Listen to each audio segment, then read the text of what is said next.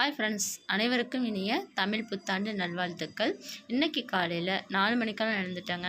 ஏன்னா முதல் நாளே எல்லாமே ரெடி பண்ணி வச்சுட்டு படுக்கிறதுக்கே 11 மணி ஆயிடுச்சு.